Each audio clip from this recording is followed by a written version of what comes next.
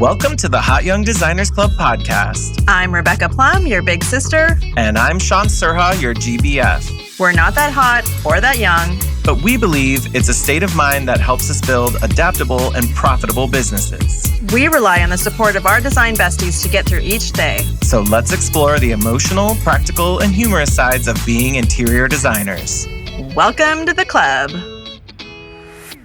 Hi, Shaun. What's up, Rebecca? We have a friend here today. Yeah, everybody say hi to Dan Mazzarini.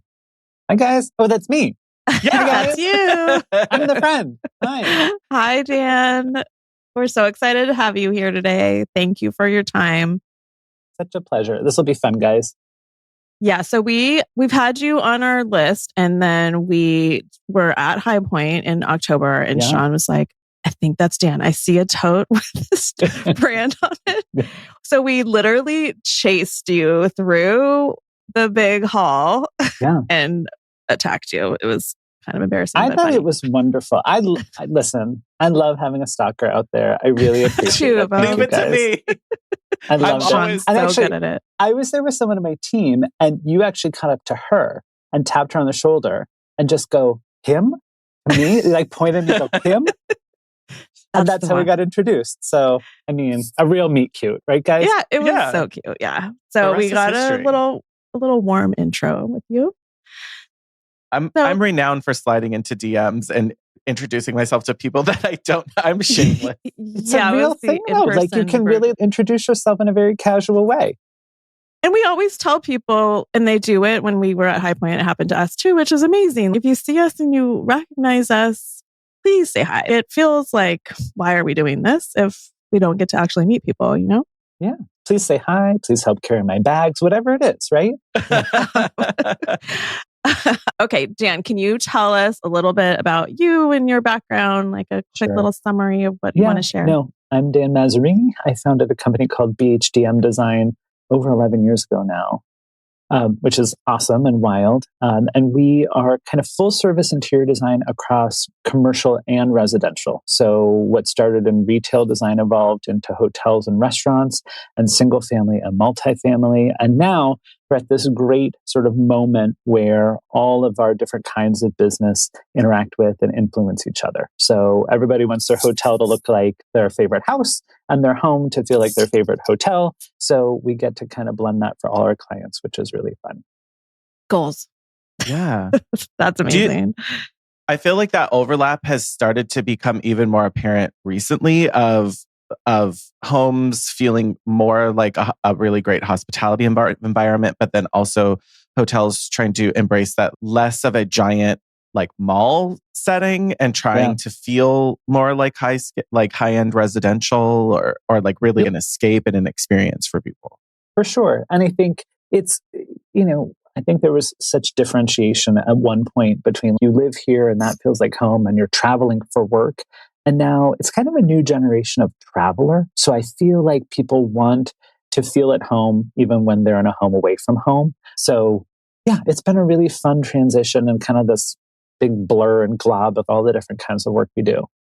And you work pretty much all over, is that right? Yeah, I should have said that too. We're a team of about 15 people, 15 actual people. Can't like half a person. And we're based in New York and the West Coast, and we have people that sit in 4 different states though. So this is both before and as a product of sort of post-pandemic changes in work. We now have people that sit in 5 different states. So, oh wow! But we do work everywhere. So lots of domestic work coast to coast, and then work in Hawaii and India and Europe and not South America yet, but Australia. Isn't that wild? Whoa. Yeah, it's far. That's really far. How often does the team get together? Do you get to? We do. So quarterly is the answer. And this week, we're actually doing a post-holiday party because the holidays always seem to evaporate very quickly. So it's like the extension of that. So everybody's coming together this week too, a couple times a year. Do they come to New York? They come to New York, and then sometimes we'll do a leadership offsite in like the Bay Area too. Oh, we should crash that next time. Yeah, we'll crash your Bay Area. Right? Yeah. We'll just tap on your shoulder again. Yeah, I love it. I love it. Him? Yeah. Get him. I think what's really fascinating about what you described too is even, before the show, you shared a little bit with us that you've been doing this for much longer than obviously just the 11 years that you've been, with your own firm. Did you start studying design, sort of the classic route of go to school, or say more about that? Yeah, I'm nodding because I guess I am one of those kind of boring kind of classic line kind of people. I was very academic in high school, and I have a twin sister, and she was very gung ho going to school for political science and pre-law. And I'm like, that sounds terrible. But I don't think my parents saw it coming that I was like, I want to go for design. So I ended up going to a liberal arts school, Miami University in Ohio, but for interior design. So I kind of got this background, certainly in design. It was a really great program, especially then. But sort of baked into a liberal arts education. So it kind of was like business and marketing, but a lot of design. And I think, fast forward 25 years, and education and career always make more sense in hindsight, right? Mm-hmm. It really set the foundation for not just being sort of I'll say like the leader of the design for our team, but also the ability to interact with our clients on a business perspective too. So not just dollars and cents, but like the bigger questions to answer and logistics and kind of all these really sexy parts of our business, right, guys? Right. But so that's the background. Went to design school, got a job in retail design in New York. It was the only job offer I got, and it was awesome. I helped launch a brand called Michael Kors 22 years ago. So we had two stores at the time. Never heard of them. Right? Oh my God. Very casual name drop. But it was that, and I launched them into 1,500 locations in about 2 years. So it was this real baptism by fire. Went from there to Ralph Lauren, and I was there for 6 years as a director of store design. So got all this great international experience. And then started the business, like not just that easily, but somebody knew I worked at Ralph and wanted me to design a house. And then somebody saw those renderings and asked me to do a restaurant. And then someone saw the restaurant and asked me to do a hotel. And it just kind of snowballed to a point that I was like, I think it's time to do this. And so started the business 11 years ago. So a little boring, but a little bit interesting maybe, right? Well, more interesting than boring. Yeah, doors appeared and you went through them. But that's the real thing is when those doors appear, you have to say yes. So it's like a real yes to the universe on some of those decisions for sure. So you've always basically done residential and hospitality. Yeah, I've always worked for brands at least, even when it was fashion stores that really had a strong brand DNA. Right? Mm-hmm. Places that people would go into and be like, oh, I get it. It's a Ralph Lauren store or a Calvin Klein store. And so it's always been this, I'll say like narrative approach to design. Mm-hmm. And so whether it's a residence or a commercial project, we always tell a story. And I'm always shooting to sort of help even a residential client. I always ask, what's the story you want to tell the world with this house? Like you might live in Pataskala, Ohio, but you want to feel beachy. All right, how are we? Now my job is to kind of like blend those two, right? But yeah, it's always been this fun mix of residential and other sort of in my world. I really love that question. What's the story you want to tell in this house? Yeah. I really like when there's an answer, but yes, thank you. Yeah. But if anything, you're prompting them to go, well, what do, I don't know. And then you're writing it. But that's kind of our job, right? Like it's, yes, you hire a designer because you like what they do. But I always think my job is to like kind of pull it out of people to say, what do you want? And then let me help craft a bigger, better version of that than what you would have been able to do on your own. Yeah, because unless you have terrible taste, and I'm like, oh, it's a good thing you've called. Thank God I'm here. Thank God, help is on the way, dear. Right? Yeah, yeah, and they don't have the words a lot of the time, or they use the wrong words. What they think is modern isn't. Yeah. So it's really figuring out how to help them tell the story with words, and then translate that into the visual. I'm glad you said that. That's a big part of our the beginning of our process, which I called the visual vocabulary. What is modern? Is it a white box? Is it polished chrome? Is it a really sleek sofa? And what does sleek mean to you? So we just put a lot of visuals to those words with people. So when we go to design, we know what modern means to you. We know what clean means to you. We know it's not just a white box. Visual vocabulary. Make your flashcards now, right? Yeah. Yeah, just show them like Rorschach tests, but for design clients. Yeah. Is it this or this? Is it this or this? Yeah. That's really smart. Do you find that you approach things differently when you're working with residential clients than when you're working with hospitality clients? That's a good question. Yes, I do.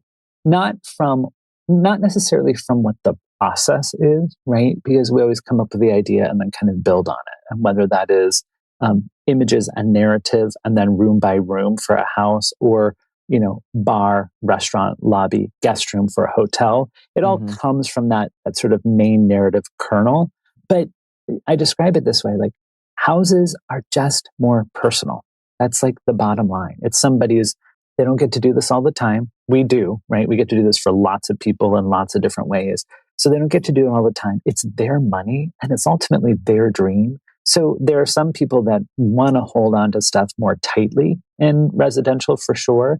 And so I handled them differently. And handle is like the main word, right? They want and deserve an amount of modeling and walking through the process in a very specific way. And every client's different there, right? Some people are fun and funny. Some people are really serious. Some people are in finance. Some people are in theater.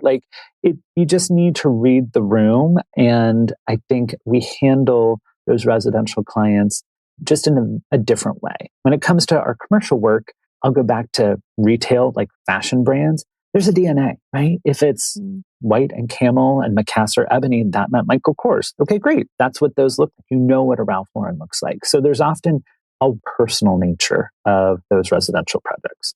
Don't you guys? I mean, you guys do too, right?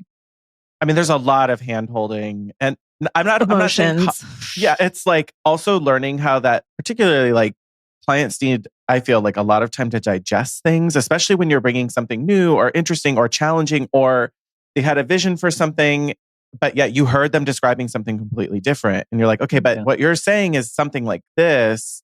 And they're like, wait a minute, I'm having an identity crisis. I have to think about, you're technically right. You're showing me how I led you to something and how we got you there. But they need a lot of that time to sort of interpret it and digest it. And they're truly like, they're going to, I'm sure even just the corporate life of it all, of someone who's designing a store isn't going to live in it. So, and it's also not, it's not their money as much as it is, even though corporations are definitely watching where it goes. But residential clients are just paying attention to, is that what I want to spend my money on? Is that worthy of my 100%. Investment? Is that something I actually care about or not? Yeah. It's like we all do this every day, right? Yeah. And they're not going to them, they're like, oh, this lamp is so important. And you're like, it's not, but okay, yes, I will go with you. Yeah, it is important. Yeah, it's funny. I'm sure you guys have also had the experience of designing for your families, right? And that is like the most crystallized version of this, where working with my sister, and I love her dearly, my twin sister I spoke about earlier, we're designing her house right now. And I have shown her the exterior of this house 5 different times, 10 different ways each time, right? And I'm like, pick any of them. They're all going to be great. But what about this? And I was like, Marianne, at a certain point, I'm just going to say I don't care. And she's like, I want you to care about everything. And I'm like, oh, that's what it is. That's what it is. And that's the amount of like customer service that residential both requires and deserves. So, but at least she was able to communicate that to you. I mean, I helped my parents design a couple rooms a few years ago, and it was a challenge. But you're both laughing. That was like, okay, why did I do this? But it became about my mom didn't want me to make all the decisions, and she didn't want me to choose for her. So everything had to be overruled so she could be the one making the choices. Yeah. It was a lot. And it was also like, oh, how quickly I reverted back to like old family patterns. Right. Yeah. But it did. Okay, I do need to let her be heard and find a softer approach and not just react. And there are those clients too. I find there's it's a little bifurcated. There are people that really, really want you for your talent. And when you bring them things they wouldn't have thought of that. Let's do it. And there are plenty of people that want you to validate their idea. Yeah. Right. And I think, speaking from a purely business perspective, you have to kind of quickly assess which client they are, because you got to get through the project one way or another, right? This will be great, and let me put the best spin I can on it for you. If you just want me to yes or no things for you, or if we're really going to do the thing together, here's my very best design. Does that make sense? It does. Yeah. And I personally have been trying to weed out the people that want just me to be their shopping friend or the yes or no person, and not weed out completely. But I have found a more consulting role that I can now give people that I can remove my emotions out of it, because that was something where I was getting so frustrated. It wasn't really fair. They want the service they want. So finding a way for us to work around that. Either don't take it or find a way that you're at peace with the process. Yeah. For sure. That's what I was just imagining but if I'm okay with it and I'm okay being in the room to validate what they're doing, and I'm still excited about what it is they want me to validate, I might be okay with some of that. And again, like you said, it's their project, it's their money, it's their home, or it's their business. And it doesn't have to be this like heart-wrenching situation every time. Yeah, it shouldn't feel that way every time. I had an early professor in college. I did this, a presentation once. And at the end, his only comment was, well, there's always next project to me about the project. I was like, well, that's not good. But I actually took that forward. I was like, there's always next project, right? So the silver lining from that, sometimes projects come and go and you're like, I don't know if I should photograph this. Probably shouldn't photograph it then, right?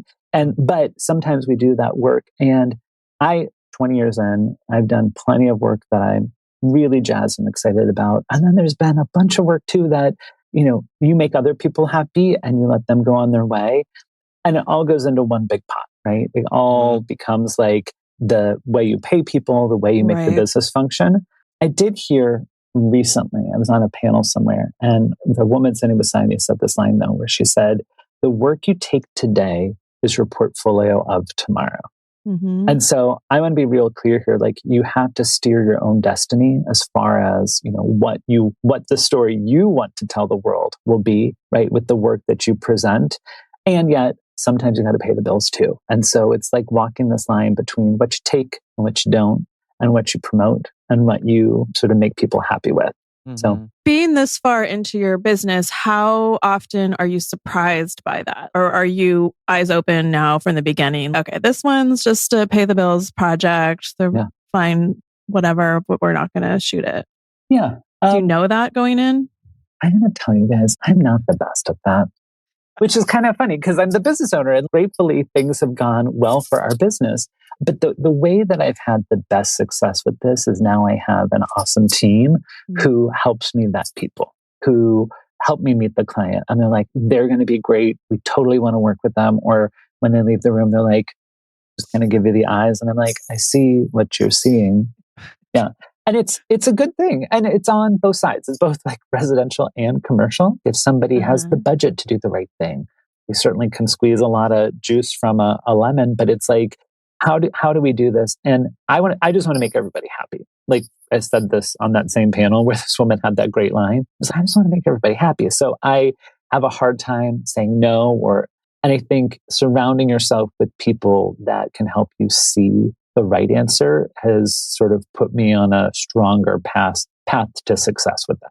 Well, that's good that you recognize it, because I tend to fall in love with people, or I see an aspect of opportunity that could be just the shiny object that I'm focusing on, but it's not really going to pan out that way. So somebody needs to be like, okay, that's not going to be how it really happens. So you need to manage your expectations. We're that for each other quite often, where it's good. We tell each other about it. We send a picture, we send a listing, if it's a Redfin listing or something, we're like, okay, just look at the bones of the house. Can I get them there for what they're describing their budget is and their taste level is? Can I actually get them across this finish line? And sometimes we're like, you're just going to get paid for this one. It's okay. Yeah. So we always say, what is our thing, Shaun? If there's 3 things for a client, like the people are like, you like the people, it's a creative project and it pays well. So if we can get 2 out of 3 and know that we're getting that, then it can be satisfying. But if it's only 1, unless it pays really, really well, unless that's the one, like you're not going to be happy if the people are nice and have no money. You're not but if they're awful and it's like awful, it's going to detract from the work. If you know that every step of the way is walking through quicksand just to get across the finish line, it's okay. That one we got paid for it, but no one was really excited to work on it. Or I'm sure, well, my especially mental health took a beating and affected my family life and other things. I say it, I use this. Are you getting paid? Can you promote the project? And are you proud of the project? Right? Are the three sort of things. I've got to check at least one of those boxes for me. And often all of them are the best, right? But that's one of the things I kind of look at when we're looking at potential work to say, is this a great press piece? Is this a new kind of work we haven't done before? Is this a great way to support other parts of the business by taking on this more lucrative thing? So paid, promote, pride. Love it. Especially T-shirts are being made now. Yeah, it's on the install day shirts for the whole for all of the company now. You talk a little bit. Okay, we'll cover nuts and bolts a little bit here of the getting paid piece of it. Over the years, I'm sure you've dabbled in different models and ways to get there. Where have you found the most success in your billing structure and the way you manage that? Yeah, I really believe in transparency when it comes to billing clients, both on fees and on markup. And so I'm real clear, like I don't like hourly. I'll just say that. I think it's hard to track.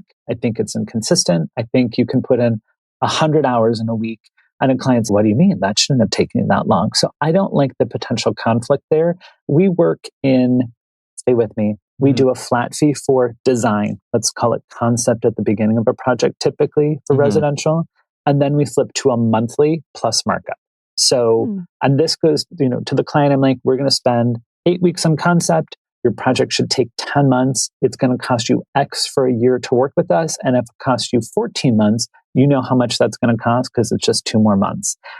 That kind of transparency is good for them. They can plan, and it's good for us because we know what we're going to make on it. So we know how much time we have to put in. And on markup, my rule of thumb, I'll just tell you guys, we start at 35%. And you said, if I want to share real numbers, I'll tell you 35% is a great industry standard if you can get it.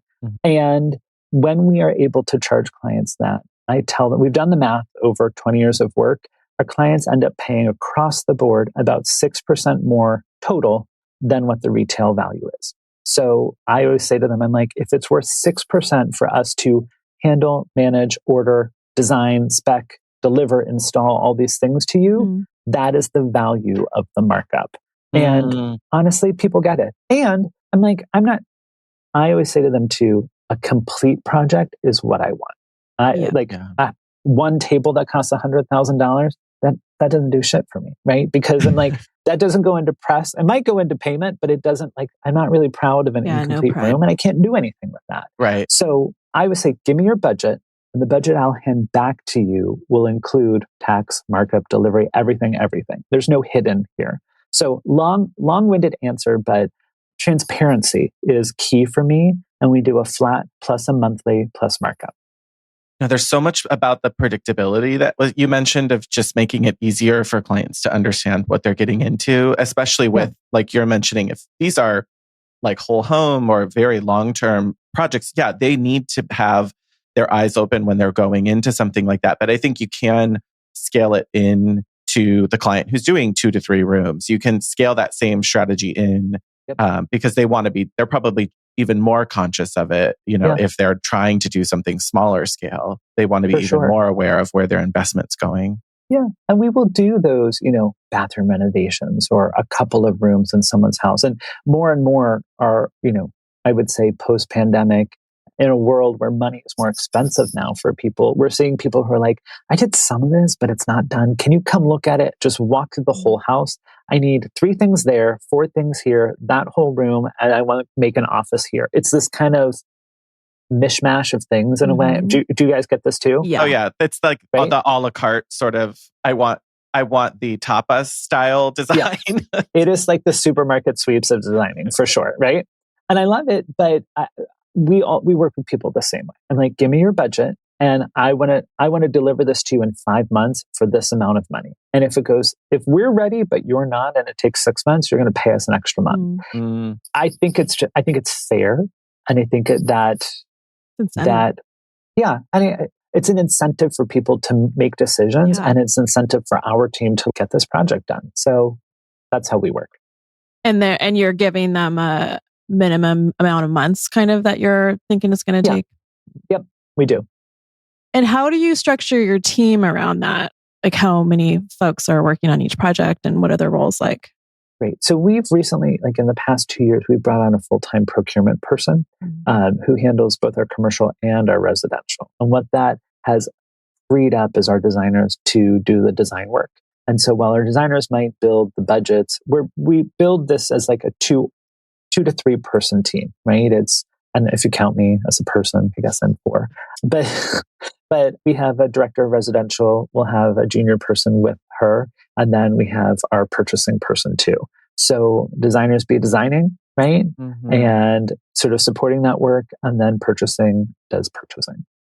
And it sounds like the purchasing person really gets to keep their focus on the thing that is their specific role, and they can get their arms around all those timelines. And because that's something that we even talked with each other, that you get sort of like pulled out of whatever creative phase you're in if you're, for us, working on another project, but you still have to keep following up on the procurement side. It starts yanking you back out of that creative phase very fast. Yeah. And, it's, you guys know, every designer listening to this knows this is not a linear process. It's not like every order goes in on the same day and everything delivers the same day. It's like when the fabric gets there, this timeline starts. Like we're missing this thing or this fell off the truck or whatever. So to have a person dedicated pretty much to the success and logistics of a project, especially we handle between 20 and 40 projects at a time. That's a lot to track, and it just frees up the creative people to do other things while this other person does creative problem solving. And they're probably building a lot of relationships and trusts with their reps and vendors and stuff that they can like quickly get info and who do I need to send a bottle of wine to? Yeah, like she gets it more than everybody else. And so when vendors or anybody are talking with her, like they're also in her same situation of dealing with logistics and all of that. 100%. And like Kimmy on our team, shout out to Kimmy, is the best. She's such a doll and clients love her too. And like I believe in people having visibility to our clients too. So Kimmy and Sarah and Cam and Maddie and everybody interface with our clients directly, which I think is really important too. So is Kimmy, she's the procurement lead? Yes. Is she telling clients like updates? Hey, this chair isn't going to make it, or? Yeah. Well, she's also a miracle worker. So she does that very infrequently. She'll report back to me and the chair's not going to make it. I was like, I don't know, Kimmy. She's you have to give me a day. I'll make some calls. And then the chair comes. So perfect. She's the miracle worker. She's the miracle worker. Yes. And then do you find that now that you're talking about bringing on procurement, because that was sort of shorter term, then what are some of the changes you've noticed in your design team's like engagement or their response to having that sort of taken away from them? Yeah, it's just created more bandwidth for them. I think keeping them on the creative end of things, keeping them on like the creative problem solving, but not needing to call. It also allows for their relationships with some of these vendors to be different, right? They're not to say good cop, bad cop, but like our designers then get to ask about all the new products and not have to call and be like, this is my 8th call for this 2 yards that I need to do this thing, right? So the relationships are more positive. It keeps them in that creative world. And candidly, as the business owner, they have more bandwidth to do more and more diverse kinds of things. So we can be more specific with the design, customizing things, and allows them to get into the field more too, which I really like for them. I mean, and maybe not have feelings of limitation because they don't necessarily have to figure out how it's going to get done or where, because they have support to get that figured out. Funny you say that though. I'm a strong believer that people need to know how things get made, right? Don't just draw the picture. If you don't know what it takes for a human to make that sofa or build that wall or carry that tub up the stairs, I'm not saying you need to go do it, but I am such a believer in physical spaces for people to come together. It can be a house, it can be a hotel. And I'm like, we have to value the people that go in, that spend their hours to make these things too. So I bring my team to workrooms. I bring my team to furniture makers. I bring them to High Point. I mean, that's where we met, just to see the process and the hands that go into making all these things. Because when it comes to the success of a project, and I'll say this to any residential client at the beginning, I'm like, there are 100 sets of hands that will go into each part of this house for you. And so, we will do our best to mitigate these things. Things will happen, but that's what you hire us to sort of. So anyway. No, it's true. Yeah. Yeah, I don't know how the stuff is made.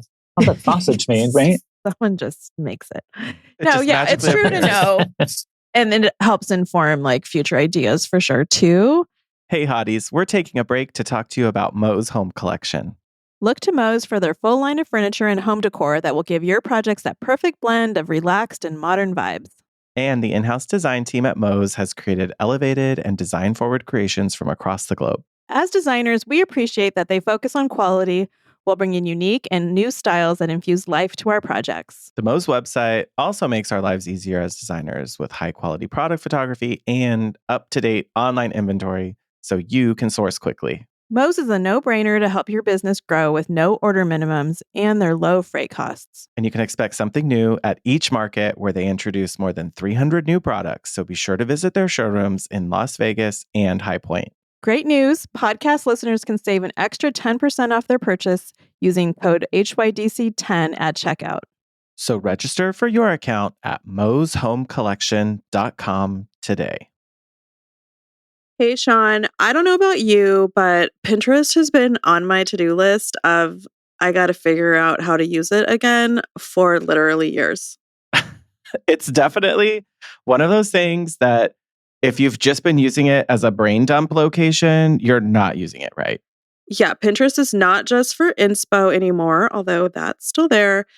It can be super strategic and actually get you new clients. Yes. So we're sort of reframing the thought process around Pinterest with our very first Hottie Homeroom course, Pinterest for Interior Designers Masterclass. It's a two-parter, so you get both sessions for the same price. And if you can catch the live session, we recommend it. Otherwise, it's going to be recorded and available to watch on your own.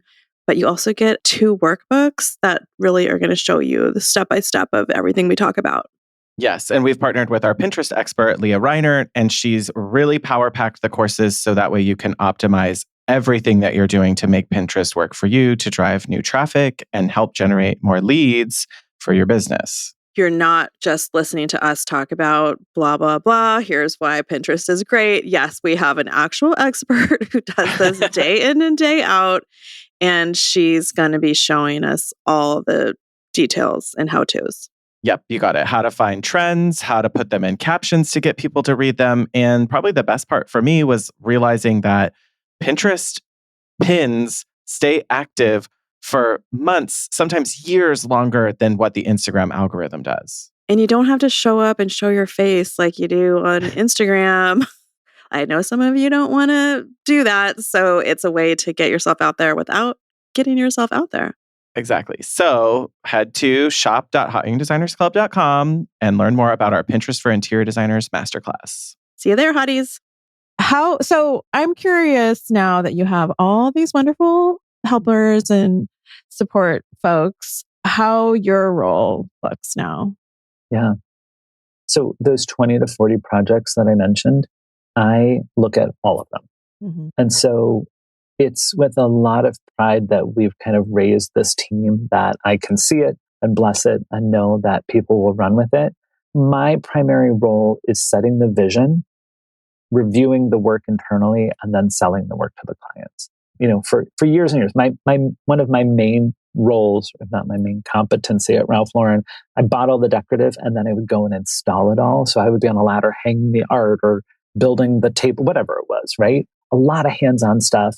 And so I did that time, that sort of the doing of like the making the bed and the starching the sheets. And now our team does that.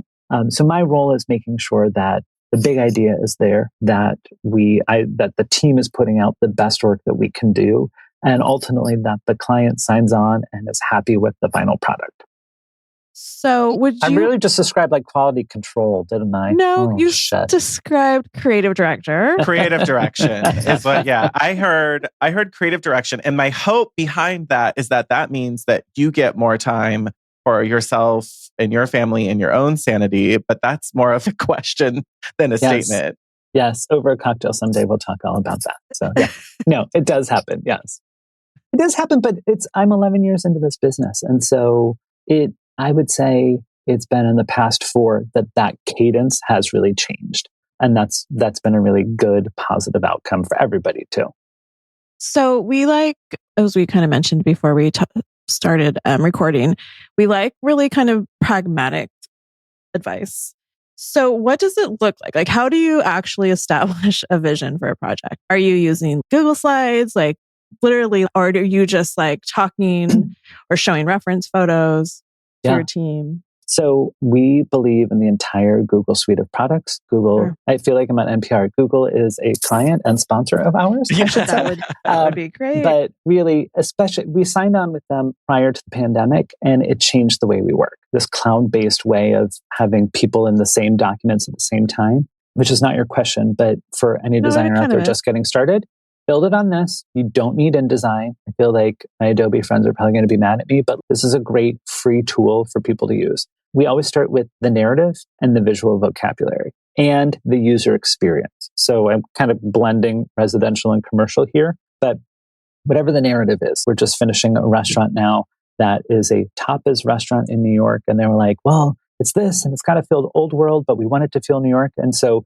concept is Nueva York, not the whatever. But then you can build a whole visual vocabulary from there. So we'll start with boards. We'll start with plans. It's kind of bigger picture, but you're doing the whole romancing. And then it gets more and more specific. So yes to this, great. Now we'll move on to elevations and furniture. Great. Now we'll render the whole space. Great. And so while it's not just that simple, I think to have, like for a house, we've done multiple ground up homes, which we love. For those clients, it always starts with a big vision, right? It's nautical feeling, or it's creamy, dreamy, or it's like whatever the narrative is. And then we start to parcel parts of those out to the different rooms. And often, you'll still get those clients who are like, but my kid wants a pink room. I'm like, okay, but it's going to feel like your kid plus you, because that's what you've hired us to do. So that's a way that we approach this. Is that pragmatic enough for you? Yeah, no, it's really helpful because I think one of my fears, or the stories I tell myself about growing, is that I'm going to miss having my hands in the creative part of it, because that's why I'm here and that's what fuels me. Yeah. But I'm always trying to figure out, like, how can I still have that feeling of fulfillment and vision, but not actually be so much on the... It's such an interesting point. I will tell you, for some reason, I have always been drawn to, I'll say, leadership roles. Senior class president, basically in charge of decorations committee. That's what that meant.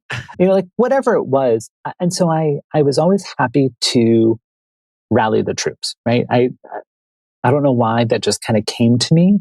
And looking back on a career, I think as you ascend, you do less and less of that creative, and you're less the doer and you're more the rallier of people and processes to make sure that the vision comes to life.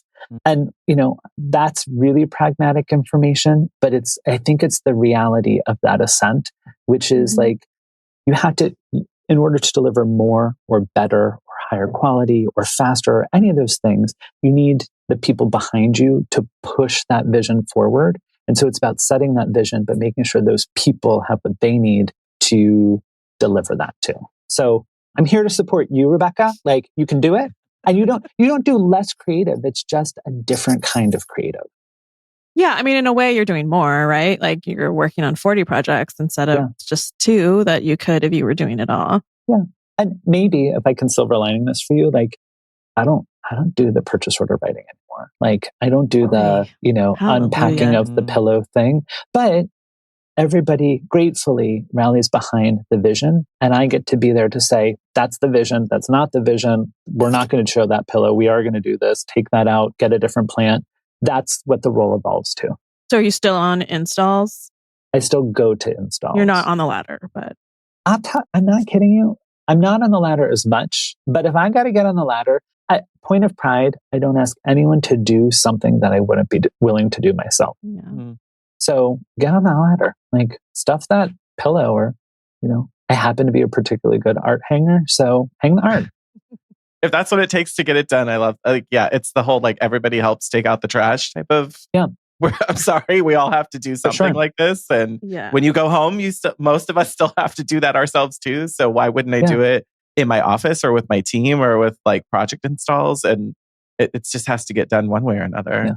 But it is like the magic of what we do, like not saying too much behind the scenes of Disney World, but that's what our clients deserve. Like I have one client who said to me, I want candy in the dishes and I want flowers in the vases when I come in. And I'm like, we want to do that. That's great. And that's the magic, right? So somebody's carrying out that last bag of trash. Maybe it's me. It's been me for a long time. So I think that's fun.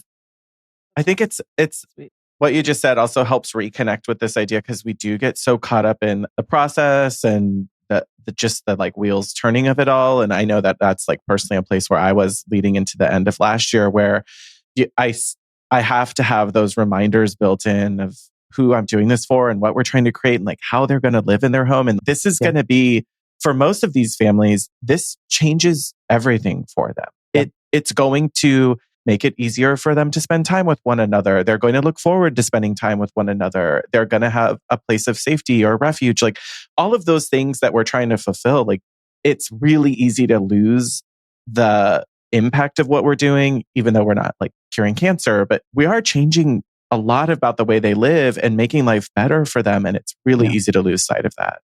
100%.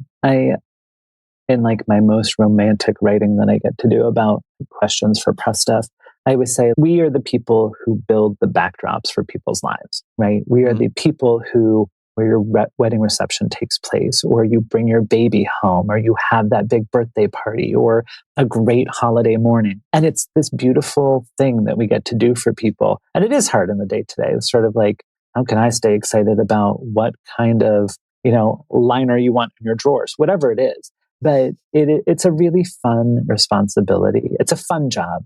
And I think if you think about it the way you described, Shaun, it's rewarding, particularly at the end, but a great thing to remind ourselves through the process. Mm-hmm. Put that on a t-shirt too, please. We're mental health providers. That's an ancillary, that's a gift with purchase, right? Yeah, especially the last couple of years. Like all the families that we've been working with have really just been through it.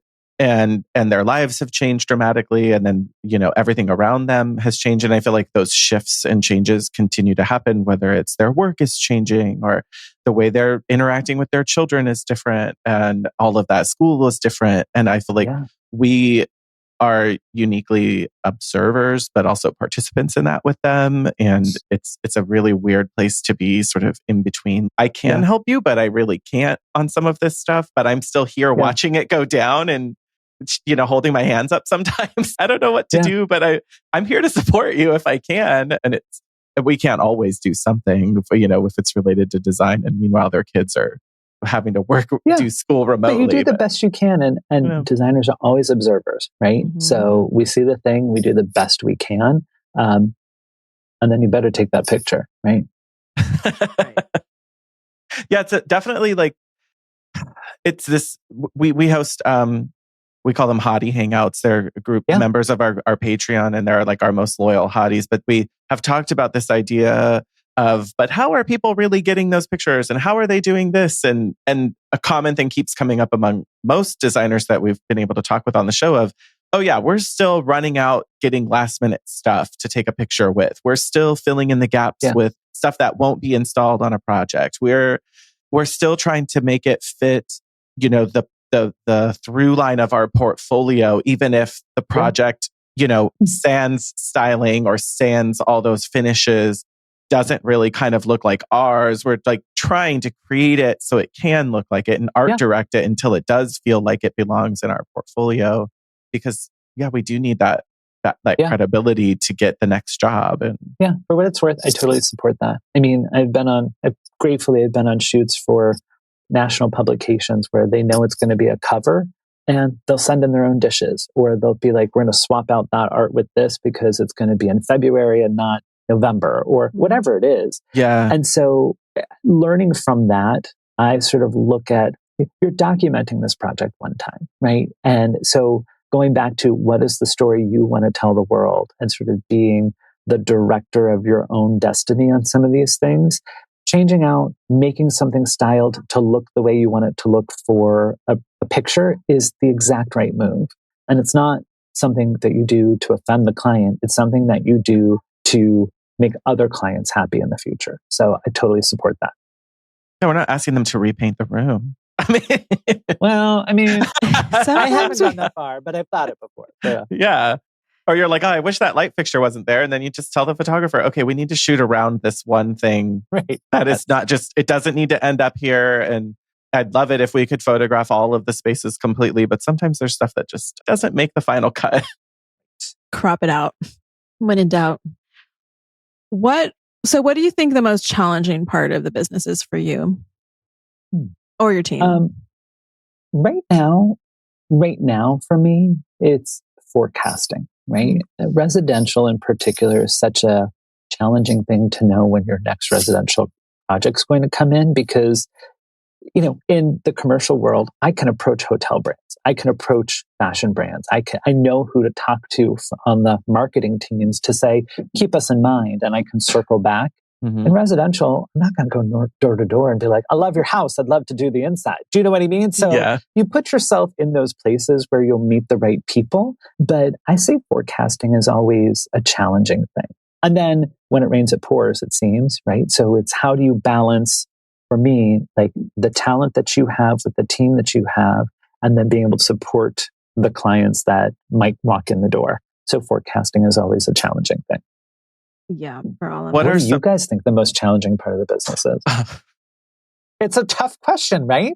I mean, what parts don't I want to do as much is probably that's the challenging part. So for me, a lot of it comes down to the like emotional weight load of what we do. And being that it's pretty much a one-man show, there's a lot of obligation that comes back to me. And that's just me more personally of just, I don't like knowing that something was supposed to be mine or was my responsibility and then I couldn't do it or couldn't fulfill on something or didn't get to it fast enough. And I think that goes back to just, I don't think I'm a people pleaser, but I also don't want people to be unhappy.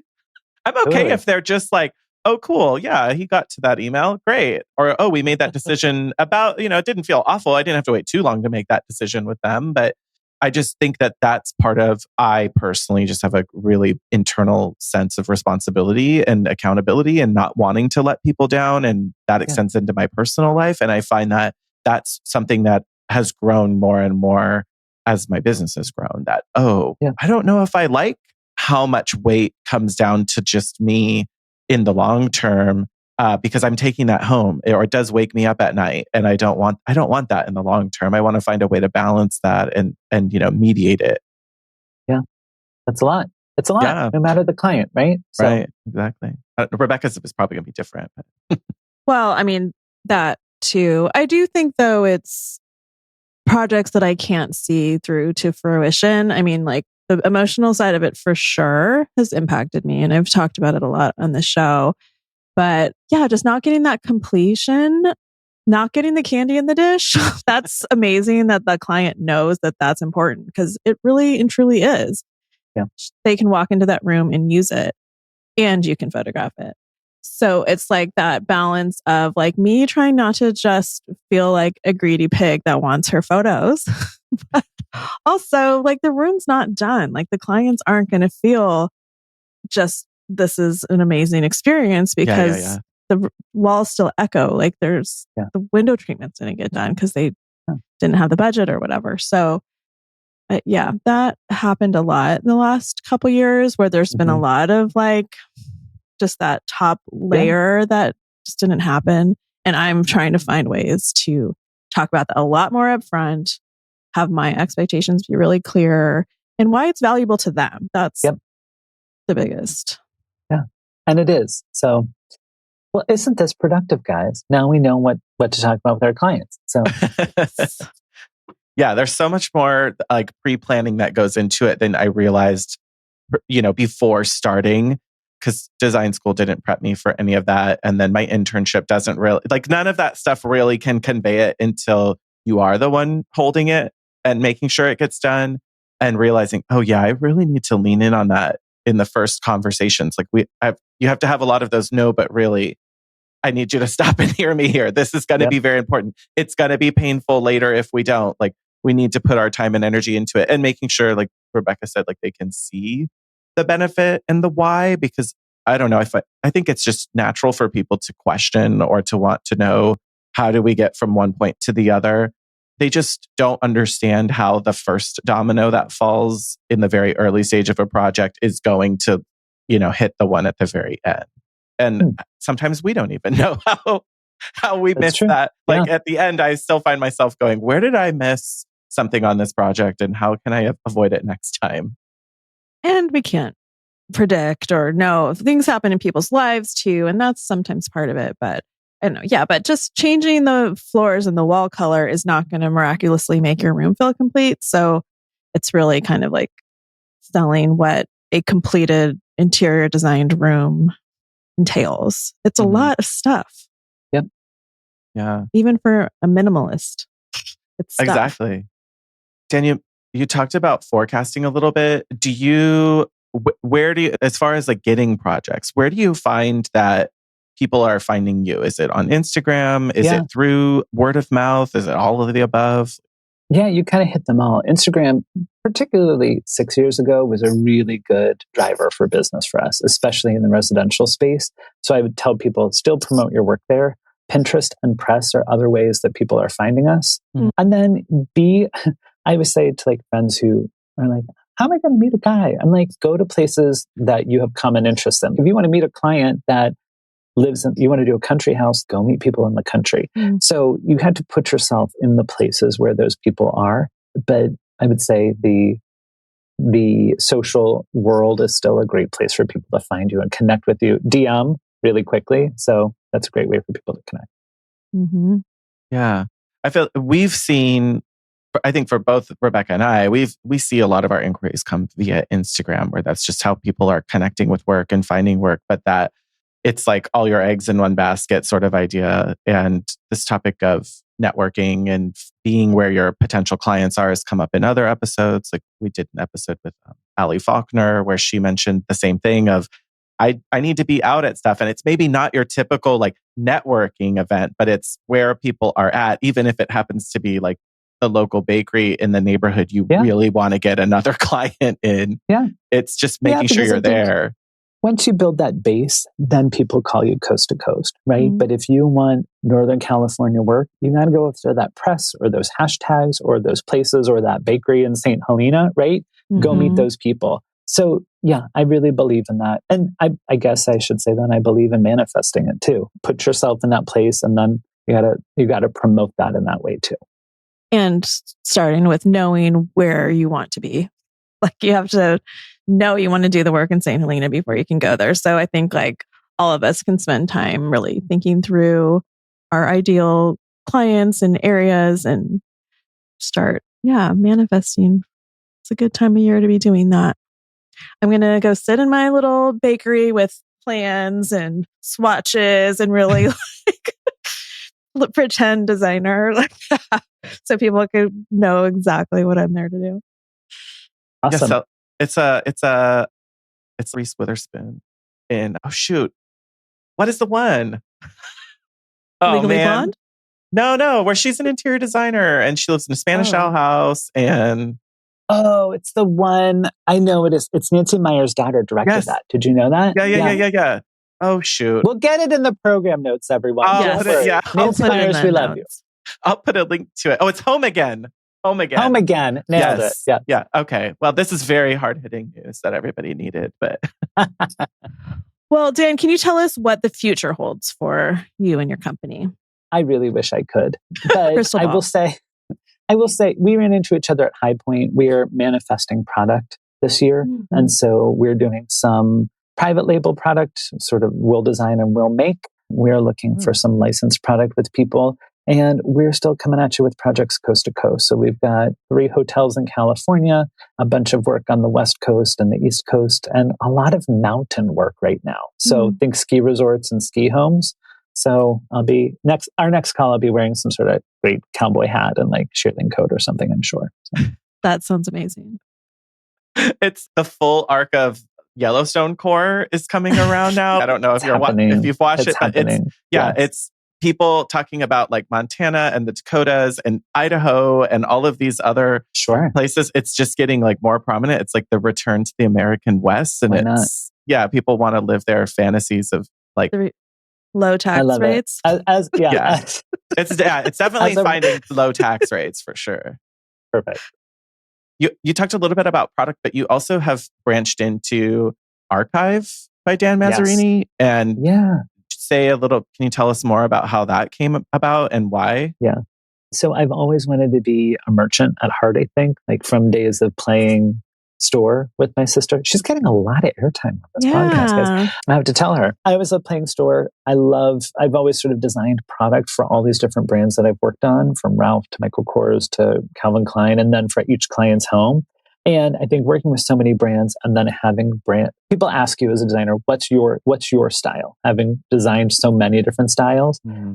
And in a moment of pause, I was like, let's try that. Let's see what that is. Mm-hmm. So Archive was born to scratch an itch on a couple of things, like being a merchant. We're promoting things through affiliate right now, but to build an audience who then wants to buy all of our Archive product. So it has become this catalyst to launching product. But the site itself really is all articles that I've written. So while I don't have a podcast, I think you guys do a much better job at that. I have written articles about why a white sofa is great, or like the history of the Saladino lamp, and so it's been a really fun kind of blogazine style of things that we like and bringing sort of the best in class to people. And that's about look, yes, but durability and price and kind of all these other checkboxes that we look at. So it's been really fun. It's really beautiful. It's a really beautiful work. It's a really beautiful so much work, guys. I looked at it and I was like, I don't even write that many blog posts anymore. But at one point I was like, oh God, this is just very consuming. But when I talk to people, they say, oh, well, I was reading because of this thing that I happened to Google, or I never thought about why this would be a big deal. So I'm sure people are resonating with it, but it's definitely like, it's focusing on that e-commerce side of, it's the person who is probably not going to hire you to do a full service project necessarily, but they want to know why you do these things and why you pick what you do. Yeah, it really sounds like you're in marketing for Archive, so I appreciate it. That's exactly it. I mean, what we do is a luxury. No matter the price point, no matter what it is, not everybody gets to work with a designer. But I said at some point on this podcast, I believe in the power of physical spaces for people, bringing good to their lives and bringing people together. So if you take the luxury out of it and still give people that accessibility, our tagline is accessible luxury for everyday living. Pick the parts that are important to you. Pick the price point that's important to you. I'm here to sort of like sprinkle my magic designer dust on it, I guess, and give you my point of view. But it really is, if not like an equalizer, an opportunity for you to sort of use the things that I found to be impactful in our designs. Yeah.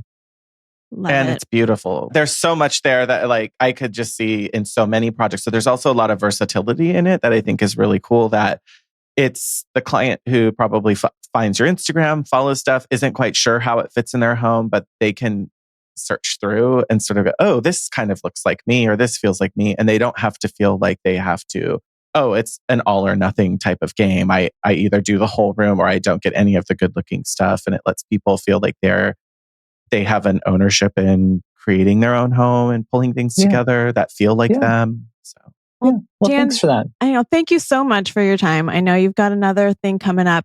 Can you just tell us really quickly where our audience can find you?